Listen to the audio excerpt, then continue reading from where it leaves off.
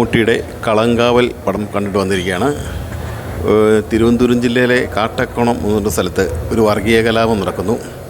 അത് അന്വേഷിക്കാൻ വന്നൊരു പോലീസ് സംഘം അവിടെ നടന്ന ഒരു മിസ്സിംഗ് കേസ്, ഒരു യുവതിയുടെ മിസ്സിംഗ് കേസ് കൂടെ നോക്കുന്നു. അവർ അന്വേഷിച്ച് ചെല്ലും തോറും കുരുക്ക് മുറുകുകയാണ്. ആ മിസ്സിംഗ് കേസ് വീണ്ടും കുരുക്ക് മുറുകിക്കൊണ്ടിരിക്കുന്നൊരു മിസ്സിംഗ് കേസ്. അതാണ് കഥയുടെ ഒരു ഭാഗം, ആദ്യത്തെ ഭാഗം. അവിടെയാണ് കഥ തുടങ്ങുന്നത്.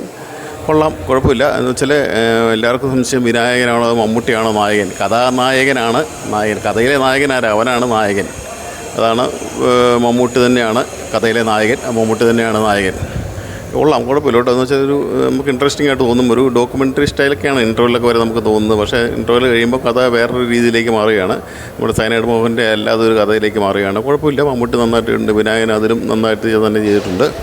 നല്ലൊരു സസ്പെൻസ് ഉള്ള ഓർഡർ. അവസാനം വരെ നമുക്കൊരു ഇൻട്രസ്റ്റ് തോന്നും പടം. കുഴപ്പമില്ല. എന്ന് വെച്ചാൽ നന്നായിട്ട് തന്നെ എടുത്തിട്ടുണ്ട് പടം. മമ്മൂട്ടിയുടെ ഒരു പൊൻതൂലായിരിക്കും മിക്കവാറും. ഓക്കെ, കളങ്കാവൽ.